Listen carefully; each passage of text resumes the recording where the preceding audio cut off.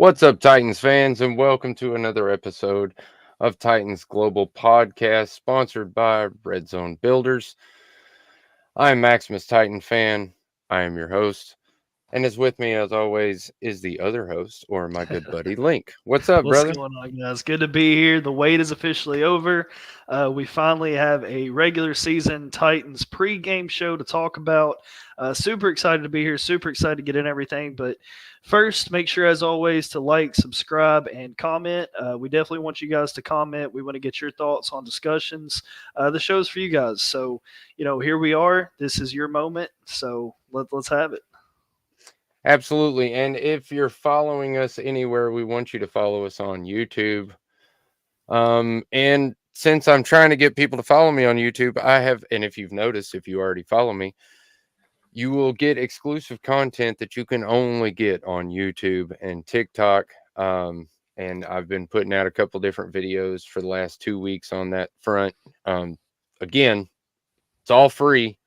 There's no subscriptions or anything needed. Just great, awesome content by me. And all you got to do is subscribe to our YouTube channel and hit that little notification bell so you can get all this awesome free content that we put out. So let's do it. Let's get it underway. Titans at the Bears, season opener. Oh my God, we have been so ready for this. Boring stuff. It's at 1 o'clock Eastern time, 12 o'clock Central, obviously. It's on Fox, which is different. Usually we're on CBS, but whatever. I'm cool with that. I like the way they've been kind of doing that. Well, no, I guess because we're at the Bears, it would be on Fox. So whatever. Anyway, was a 4.5-point favorite yesterday. Now it's 3.5-point favorite. I know, man. What's up, Morocco? I know, dude. I know, man. I was talking to my buddy at work, and I was like, man, it's the first time since 2016 that Derrick Henry has wore any jersey other than a Titans jersey. Ugh.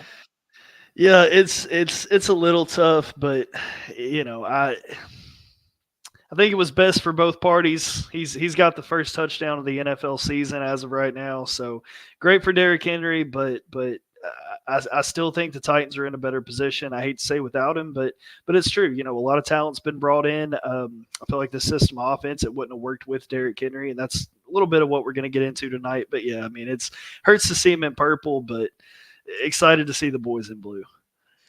Yeah, man, and I don't want to take anything away from Derrick Henry. There's this huge war on Twitter, whether you support Derrick Henry or don't support Derrick Henry. And they keep saying if you support Derrick Henry, you support the Ravens. I don't support the Ravens. I love the King. I've been rooting for this dude for 8 years now or something like that. It's a long time. I know Derrick who, Gina P. I mean, I get that. I honestly do. I really do. But, like we said, different system. So it's not set up for him. It's actually better for both parties, like you said, Link. So, whatever. Let's move past that crap. And get to talking about some of the things that the Titans did over the week the last 2 weeks. We've been off a week, but the last 2 weeks that has really surprised me.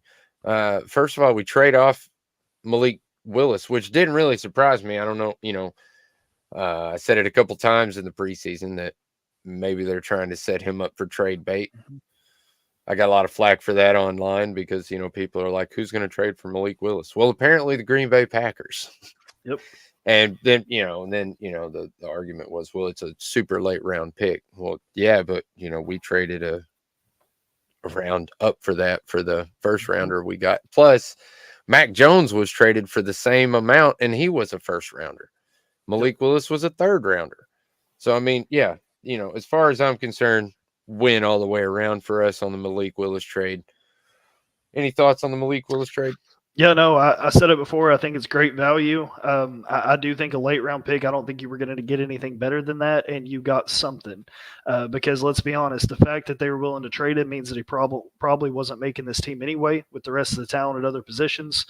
So for them to get anything out of that was a win for the Titans, and with the way that Rand Carthon, with the way that he deals and trades, and I mean those late draft picks, they matter.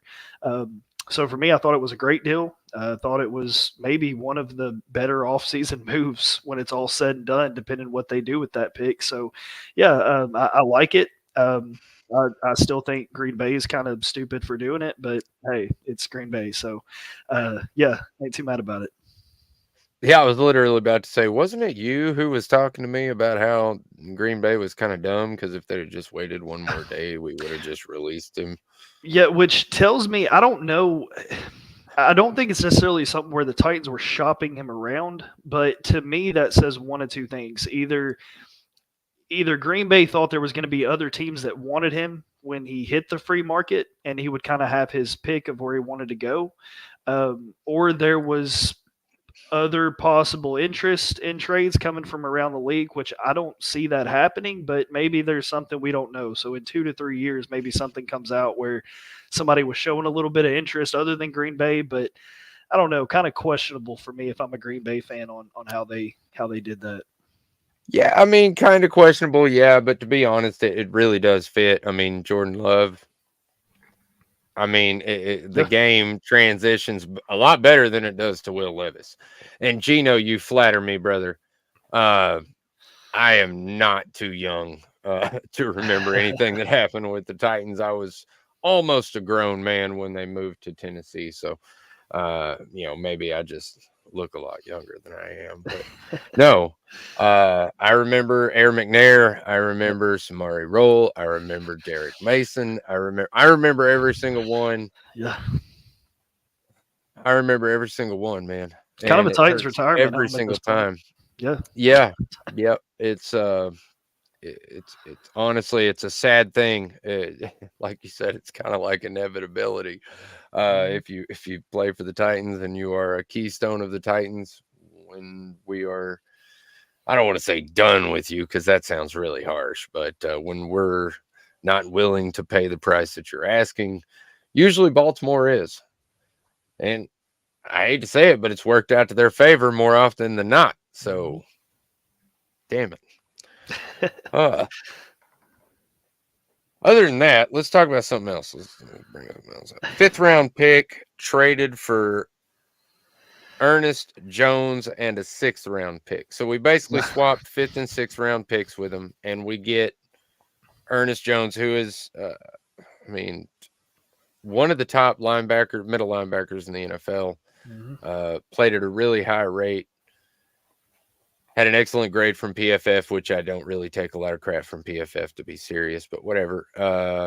I'm sure they have some kind of metric that they could argue me with. But what are your thoughts on Ernest Jones? Because to be honest, before I heard about the trade, I didn't really know that much about him. Yeah, no, it's absolutely huge for me. I think it's extremely high value. If you go around to Chargers fans, they were super upset about this trade. Thought it was just another fumble by their GM. He's had great production in the NFL. I expect him to do great things here, and it kind of cleans up that linebacker position a little bit for me. It was one of the positions I was a little worried about going into this season.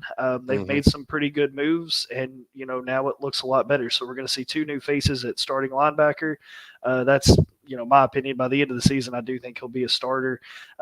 So yeah, I mean, it kind of takes some pressure off Gibby and what he was supposed to do, and then obviously with the Chance Campbell injury, this is huge just to get a little more depth at that position. So I think it'll work out. I think it's good value, and excited to see this guy on the field.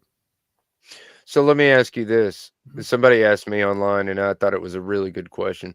What is the biggest hole on the Titans now? Uh, from a depth perspective, I think it's still the corner position. If you have one injury at that position, I don't feel great about who they might have to put back there, whether it be a young rookie or somebody that doesn't have that much experience. So, from a depth perspective, I think corner is still a little bit of a concern just because of how many they kept on the roster. From a performance perspective, That one's tough for me. I think there's still a lot of questions, even though you've done work at the linebacker positions. I think there's still some questions there about how these guys can mesh. I do think that'll get cleaned up around the mid season time, but these first few games, that's going to be something I watch real closely. Is that inside linebacker position? All right. Yeah, I was thinking defensive end personally. Yeah, not too concerned at defensive end. I know there are a little bit of questions there, but as much pressure as the Titans are going to generate on the inside of that line, I think the ends will be able to hold up. I think mainly, especially in this game, we're going to see them play primarily a lot of contain on Caleb Williams. This is obviously supposed to be his coronation in the NFL, the next great coming quarterback. So I think you'll see a lot of contain this week, but as much pressures you'll generate on the inside and then with your outside linebackers, I think Key coming back is a huge deal. If he has that 6-game suspension, we're probably looking at Rashad Weaver making this roster and being a starter versus being on somebody else's practice squad. So I think you'll be able to generate enough pressure. If the defensive ends can just do their job, I think you'll be okay on that front. Come on, man. Don't say somebody else's practice squad. We know where he went. And he chose that. He said, you know what? I'd rather go to the Texans than hang out with y'all Titans. Whatever. And Have fun sitting on the bench with Danico Autry. Yeah, dude. Man, have fun there, dude. I mean, because you didn't do nothing for us for the last 2 seasons. Yeah. Even against the seconds and the thirds, he wasn't doing anything in the preseason, which, I mean, I thought that was cut first day cuts, but apparently, I mean, he did make it through the first day cuts. He just didn't make it through the actual formation of the team cuts. Elijah Molden.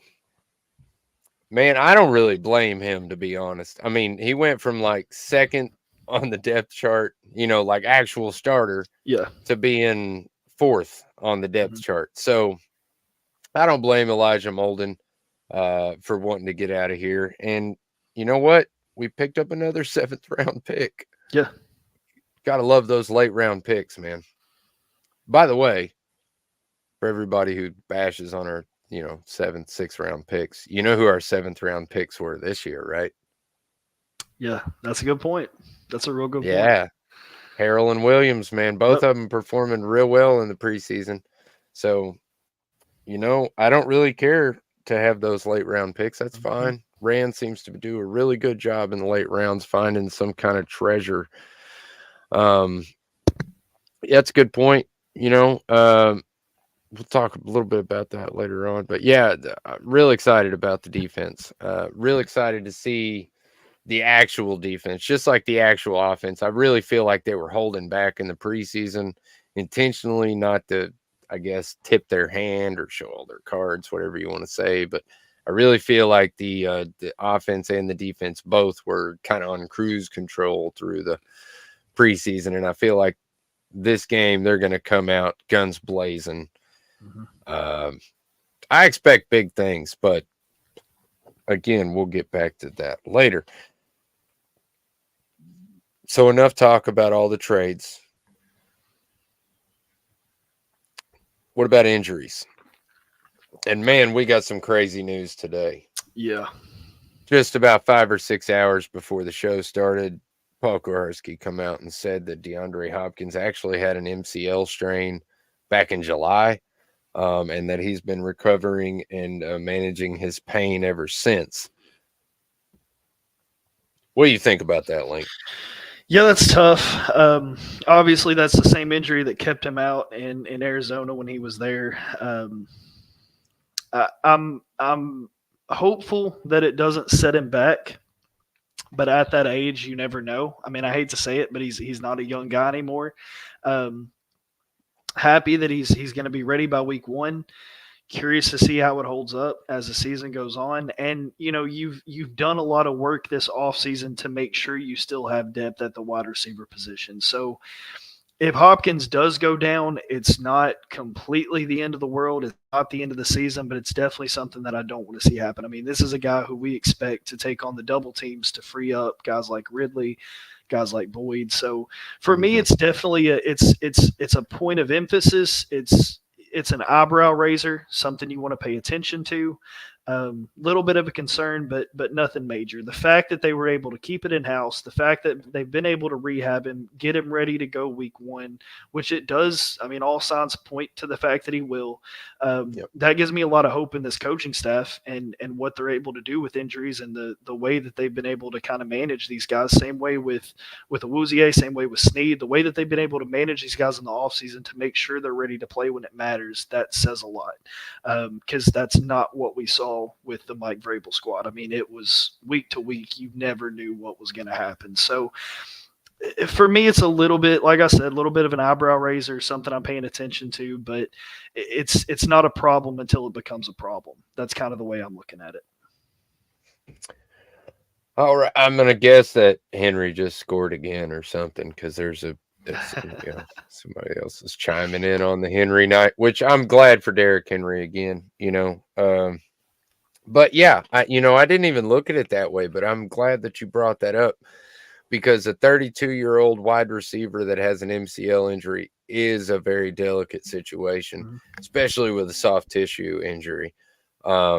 Trust me, your knees do not heal up as fast once you hit 28. Really is your downward, for me anyway. I was in sports my whole life, different various sports, but sports nonetheless. And about 28 years old is when my body started telling me that it was time to stop doing stuff like that. I couldn't play basketball or football or even run at full speed anymore at my age. I can't run at full speed, man. Can you believe that? I can't sprint. I don't know what's going to happen. Somebody tries to rob me or something. I mean, I might just be screwed. I don't know. Just got to be faster than the other guy. That's all that matters. Yeah. Make sure I hang out with slow people. That's right. But yeah, man. So yeah, we got Derrick Henry back. Or Derrick Henry. My God, DeAndre Hopkins. Slip of the tongue there. Freudian slip. Sorry, guys. Cheeto comes back. Sneed comes back. Arden Key comes back. This is the first time we're actually going to see all our secondary on the field. I was hoping we were going to get that in the last preseason game, but I really feel like that is going to make a huge difference in our defense because we know from, I don't know if you've studied a lot of tape on Denard Wilson, but what he talks about in his press conferences, he's already leaked a couple things. I don't know if he really meant to or he did it on purpose, but the way he talks about aggressive front seven play with man-to-man coverage in the backfield, when you have people like Cheeto and Sneed in the backfield, it's a lot easier to do than when you're working with Trey Avery and, Jarvis Brownlee Jr. Great rookie, but still a rookie. My point is that I really feel like he's going to be extremely aggressive with the front seven in moving the pocket around and trying to make Caleb Williams uncomfortable. Mm-hmm. Yeah, this is going to be a game where they have to. I mean, coming into this, and they've even said, they're preparing for this game like Caleb Williams is already a veteran, and you're going against receivers like Rome Odunze, like Keenan Allen. So you've got to make sure. I mean, the most important thing against a rookie quarterback like this is two things. You've got to generate pressure. You've got to get in his face. You've got to make him uncomfortable. And you've got to be able to hold up in coverage for more than 3 to 4 seconds when these guys are trying to get open. And that's a tall task. So for them to get these guys back at the corner position, for them to be healthy in the secondary to start week one, I think that's going to be huge. And I think that's what's ultimately going to lead to success is being able to kind of, when you need to rush, you can rush the quarterback, but when you need to hold up in pass coverage, you can. So that's going to be a huge deal for me. Yeah, I totally agree. The only downside or injured, I guess, Titan that did not participate in any fashion was Jamal Adams still being held out, but he does look like or at least they still look like he's going to play. Yeah, not ruled out yet. And then obviously with the way they've got to estimate return dates, his estimated return date is going to be for Sunday. So all signs again point to the fact that he's going to be ready to go. And, having depth at that safety position, that's going to be another big one because the way that, like we just talked about with Denard Wilson, the way he likes to scheme up pressure, the way he likes to bring things, I think they're going to rotate a lot at that position, try to get those guys in the box, defend the run just as much as they're going to defend the pass. So, yeah, going to be important to have all those guys back. Yep, and we've got some more exciting content coming, so stick around. It's only about a 40-second commercial, but we are sponsored now, so here we go. What's up, Titans fans? Maximus Titan fan here. Are you in need of professional excavation services? Look no further. Red Zone Builders has the expertise, experience, and equipment to handle all or any excavation project, big or small. Whether you need land clearing, site preparation, trenching, foundation excavation, or any other excavation services, they have you covered. Their team of skilled professionals work diligently to ensure your project is completed safely, efficiently, and to your satisfaction. Trust the experts at Red Zone Builders to get the job done right. So yeah, back with you again. You gotta love that commentary, man. Perfect. Perfect 10 on that. I hate watching that over and over again, I don't know why. Maybe I'm just gonna refilm it or something. I don't know. But anyway, yes, you're right, man. Defensive line's gonna create a lot of pressure. But yeah, and Sweat and Simmons is gonna be a problem for sure. Yeah, for me, super, super excited to see what Sweat's able to do. Obviously, Chicago's going to treat him like a rookie. I don't think he's going to see a lot of double teams to begin the game. It's going to be kind of up to him to earn the respect from these other teams. Simmons has shown what he's capable of. He's going to get the doubles, and then if Sweat can start breaking through, start getting some people to turn around to him, that's going to open Big Jeff up. So the way that they're able to play off each other, that's going to be super important. The earlier they can get that going this season, the more success the Titans are going to have as a whole. Yeah, and there's also a small tidbit I wanted to bring up again about the type of defense that Denard Wilson wants to run. He does things called, what we always called them was wedge blitzes. And that's where you use your defensive line to kind of create a wedge, open up the center a little bit. And usually on that, you're rushing like a middle linebacker or something like that. Again, it works the same way when you push the line all the way to the left, and then you have an outside linebacker come in on the left side or on the right side. It's something that I feel like all defenses should run, but to be honest, it doesn't work out great. But I feel like when you have two giant people in the middle, like Sweat and Simmons to anchor, I feel like this could be something that we see a lot and really effective. What's up, Brandon? Glad you could join us, brother. So I'm really excited to see them open up the defense and really let that fly. Bold predictions. I love doing this. It's just a fun exercise, bold predictions for the game. I got you an offensive and a defensive bold prediction. You want to go first? You hit your offense, I'll hit mine, and then I'll hit defense. You hit yours. We'll play it that way. All right. First off, offense for me. Will Levis comes out, proves everybody wrong right off the bat, or at least has a huge game right out the gate. I know it's not a huge game, but for a Titans quarterback, it is a huge game. 350 passing yards, 3 touchdowns. That's what's up. I think he's going to set the tone for what we're expecting to see all season in this game. Who's hitting the bulk of those yards at your receiver position? Who you got? Man, I put that question up on Twitter, and I had a poll and everything, and the unbelievable, outstanding amount of votes went to Calvin Ridley. It was like 54% or 56% to like 20%. But the second place went to Tyler Boyd. And a lot of people surprisingly said Pollard, which I thought was a very good answer. So I feel like if I had to put my money on somewhere, like I was in Vegas or something like that, then I'm gonna say Tyler Boyd, man. Tyler Boyd's gotta be the first game breakout for me. Tyler Boyd's gonna go. Yep, I thought the exact same thing, just for the simple fact that I felt like there's been a better connection between Levis and Boyd during this training camp. Obviously, D Hop's going to come out. He's going to get all the initial attention, him and Ridley, and I think that's going to free Boyd up in the slot. So I'd agree with you there. I got Boyd with the most receiving yards.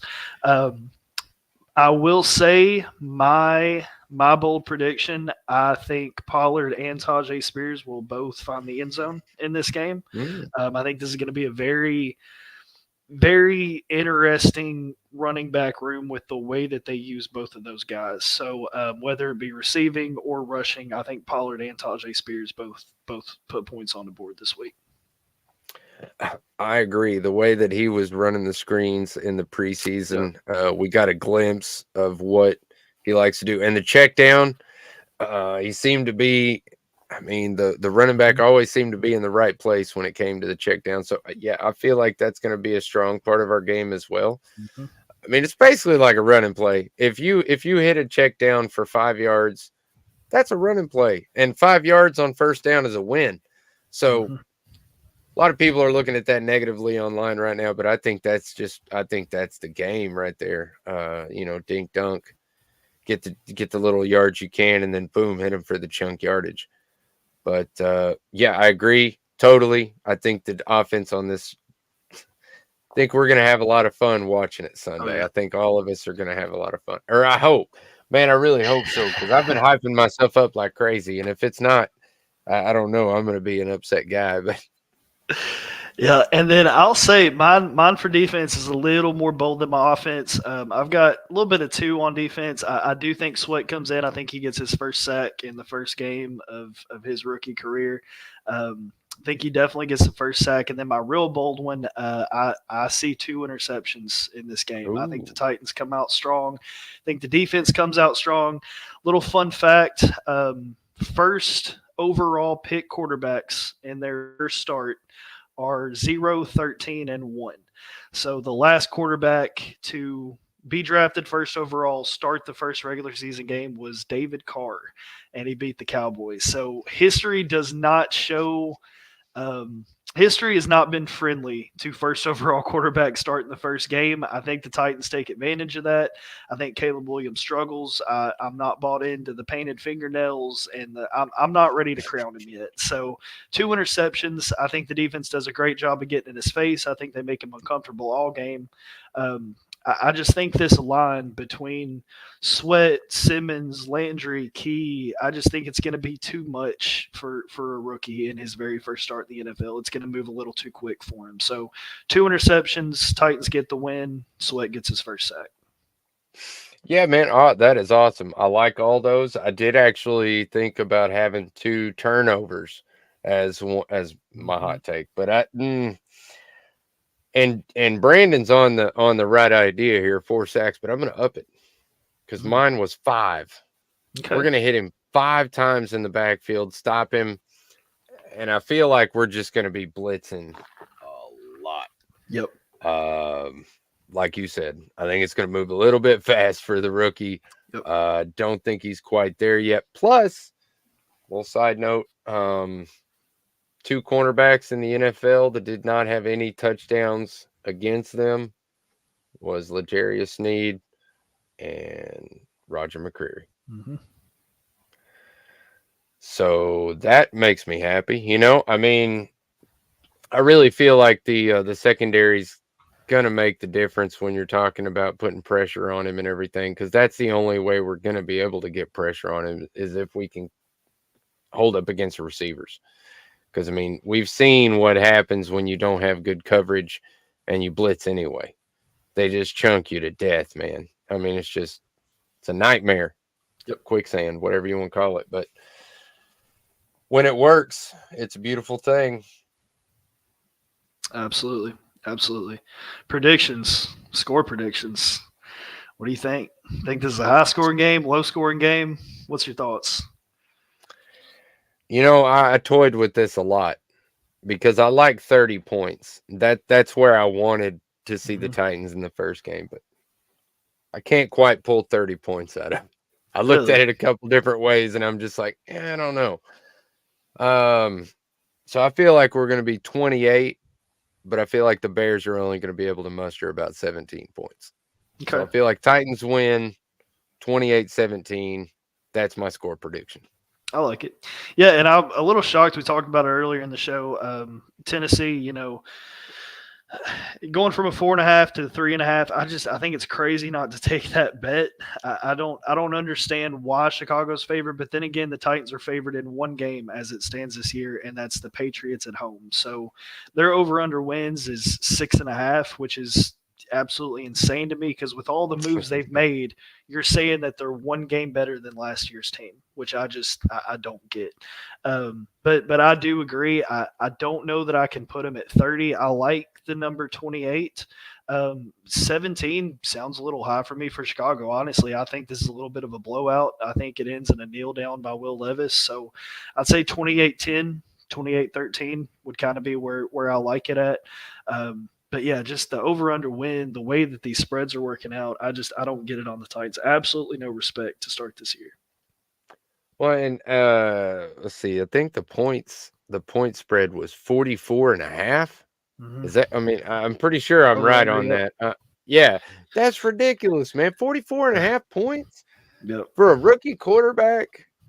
Come on, man. I mean, I know Levis is going to score some points, but y'all are just basically thinking we're just going to be going back and forth and back and forth and back and forth. I mean, I've seen some impressive Roma Dunze catches in camp. Yeah. There has been some really nice video of him coming out. But when you talk to the people that actually follow the team,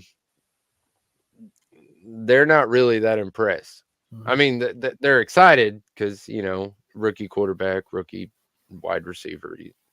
It's the rebuilding of a dynasty, according to them. But they're not expecting much out of the first year. Yep.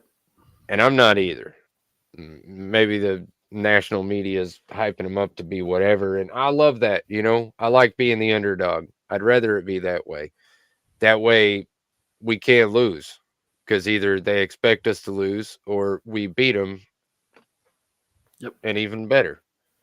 Yeah, I love the underdog mentality that this team has. They've had it for the last, seems like forever, but especially the last 3 or 4 years, this underdog mentality going into things, and it just seems to hype them up that much more. So for me, it's going to be an interesting day. I think the Titans are going to come out and kind of change the narrative behind what they are as a team. How good do you feel about this starting offensive line coming into Week 1? That was my next question we didn't hit on tonight. Yeah, man, I had a couple of questions we might actually hit on because we're Yeah. running great on time. But I actually think the offensive line came together really nicely in the Mhm. last preseason game. The starters looked really good. They looked like a cohesive unit. I think they had one slip up, and I can't remember who it was because I've watched too much tape this week. But I feel like we'll say, fairly confident. Okay. So fun fact I just found out today. Last year they were bottom 5 in the league at total Hmm. weight on the offensive line, and now there's something crazy like top 10. I think number 9 or number 8 at total weight on the offensive line. So just to get those big bodies now and have those there to be able to generate holes for the running game, to be able to give you a little more pass protection, that's huge for me. So seeing that stat, I was pretty shocked at how you go from worst in the league at size to one of the best in the league at size. That's pretty impressive. Yeah, and still, and still projected to be one of the worst teams in the NFL. Yeah. I really don't get that, man. I mean, I can go with a lot of people. Okay, mediocre. Yeah, yeah, we might be mediocre. We might be treading the middle waters, which is the worst place in the NFL, if you ask me. You either want to be terrible or you want to be great, one or the other. But I feel like we're going to be middle of the road this year. Maybe a little better than middle of the road. I like the idea of 10 wins, Brandon. That's where I'm kind of at.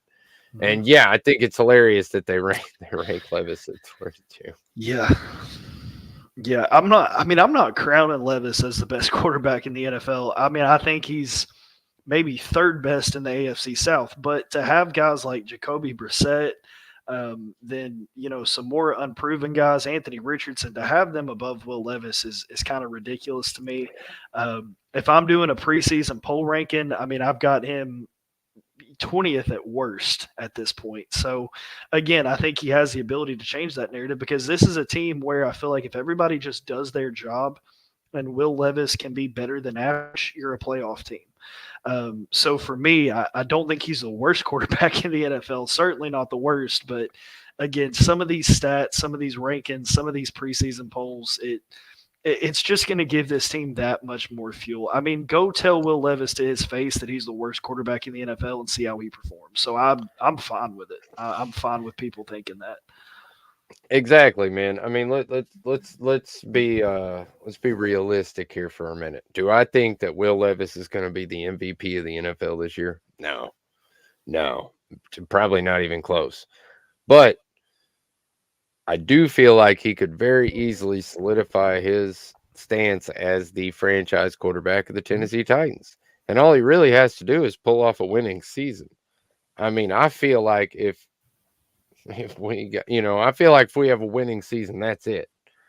He's going to be the net starter for the next at least 3 years to see where his development can go and where we can build a team around him and stuff like that. And clearly, the people that I trust right now because they've been doing a damn good job, like Rand Carthon and Brian Callahan. These guys are, by the way, I love how candid Brian Callahan is with the Mm-hmm. media. Compared to Mike Vrabel, it is such a breath of fresh air. It's so refreshing to see somebody just come out and be like, "Yeah, man, he's injured. DeAndre Hopkins is injured, but we're working with it. We're managing it. He's been in and out of practice. We've been doing good." Yep. Why is that so hard, Mike Vrabel? But anyway, I'm not going to harp on him. I'm just saying that I feel like it's nice to have that as a coach. But I've gotten way off topic here. Point is, I feel like we're going to do a really good job, and I feel like Levis being at 32 is ridiculous just because you got rookies starting.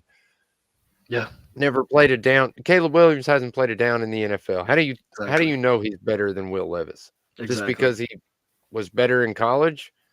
I mean, where did Caleb Williams play ball at? Where did Will Levis play ball at? I mean, there's huge differences here. Yep. And put Will Levis on Alabama and tell me he's a bad quarterback. Yep.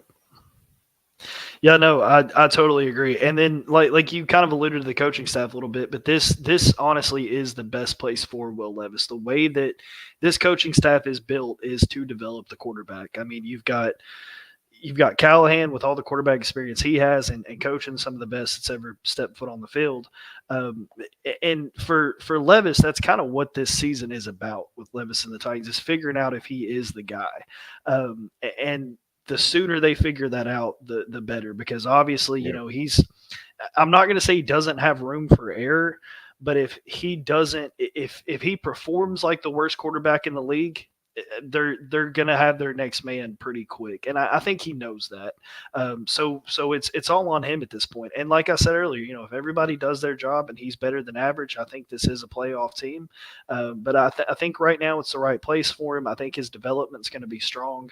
I really want to believe he's the guy. But come Sunday, we're gonna have some of those questions answered. Yeah.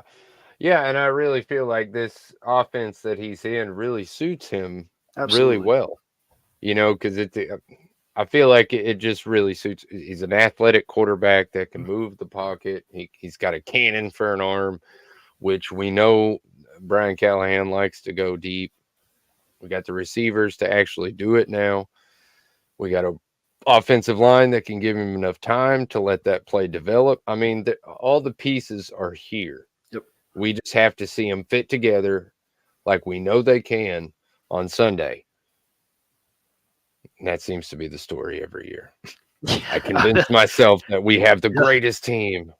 No, I mean that's no. that's Last what it. year, I knew we didn't have the greatest team, man. Yeah, absolutely. And this year we went from a rebuild to kind of a retool, and I like the way they did things. The biggest thing for Levis for me, what I want to see coming out week one is just the decision making.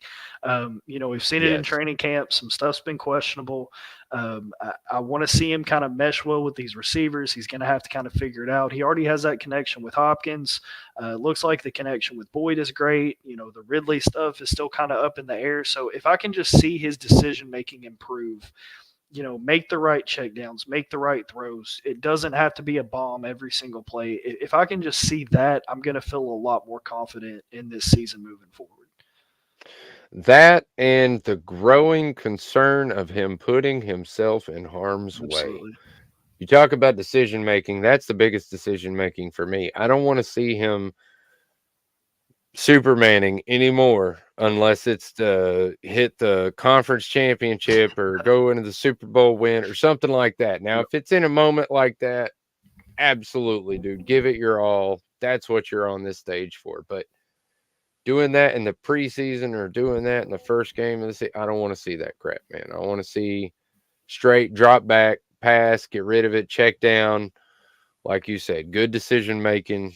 That is what I'm looking for. Absolutely, that's what I'm looking for the most out of Will Levis. Yep. So to kind of build on that just real quick, because obviously, before we start Sunday, you've got 4 games and then the bye. You've got Chicago, you've got New York, you've got Green Bay, you've got Miami. Chicago, first time rookie quarterback coming out, wants to impress everybody. Again, national media wants to crown him. New York, kind of an interesting matchup with Aaron Rodgers. Hopefully he stays healthy week 1 and we don't have a repeat of last year. Green Bay with Jordan Love, Malik Willis's new team, and then Miami, who's looking for revenge from last year. Looking at these first 4 games before the bye, what record are you happy with going into the bye week? I mean, really, I want to be 3-1, Okay. but if we're at least at 500, That's what I was I will thinking. say that is an acceptable record at that point. Yeah. If we're 0-4, I'm pissed. Oh yeah, absolutely. Looking at those teams with the talent they've got, I was trying to see. So obviously Chicago's away, New York is home, Green Bay is home, Miami's away. For me, looking at that, if you can be 2-2 going into Week 5 against that talent, then heading into conference play, which let's not forget, Texas and Colts is week 1. Huge, Mm-hmm. huge AFC South game to start out the year. So I feel like if you can be 2-2 going into your bye week, you're kind of ahead of the sticks for me. So yeah, 2-2 I could see as acceptable.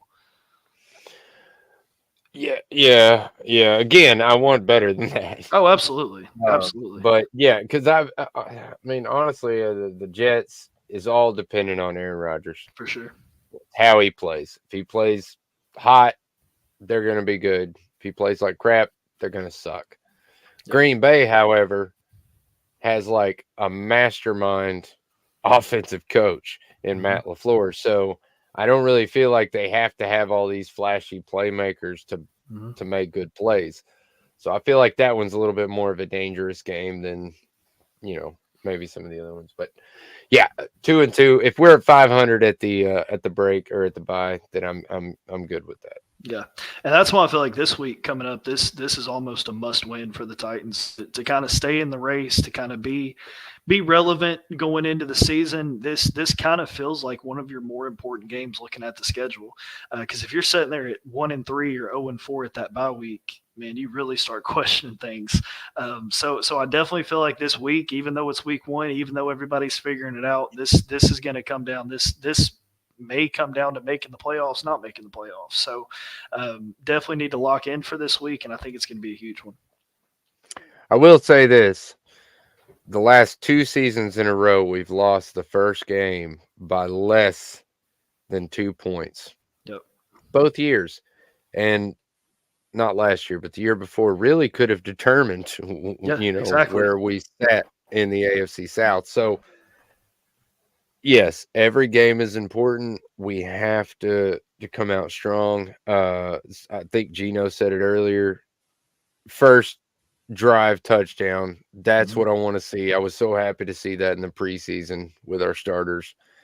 So, yeah, let's go. I'm ready, man. I'm psyched. I'm pumped. I'm ready to go. I cannot wait. As soon as we get off here, I'm going to run in there and watch the rest of this Ravens and Chiefs game. I'm so psyched for football to be back. Absolutely. Any final thoughts about the Titans or the Bears or anything before the game Sunday? Nah, like you said, I'm pretty locked in. a little fun fact, Peter Skoronsky, he told his family, he's obviously from the Chicago area, told his family, if they show up in Titans gear, we'll get you in for free. Can't do anything if you show up in that Bears gear. So I'm right there with him. I'm Titans through and through. Looking for a win this week. Like I said, this is going to be an important one. I do think it's successful. I think this turns into a little bit of a blowout. So let's send them home from Soldier Field crying a little bit. So tighten up. Yeah. Yeah, I will say one of my to any of my OG fans, Tyler, his in-laws are all Bears fans. So he's gonna be in a bad situation if we crap the bed. So we really need to pull this out.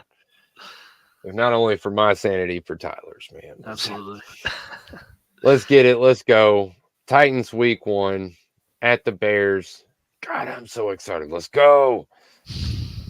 All right. We got a couple more comments here at the very end. Thank you, Gino. Peace. Thank you for sticking around with us again. Yes, I know I hate it to see him in that, but again, thanks for sticking around with us, guys. If you've been here through the whole show, again, follow us on YouTube if you're not, because YouTube and TikTok has exclusive content that you will not see anywhere else. It's not on Facebook. It's not on Twitter. You can only get it there.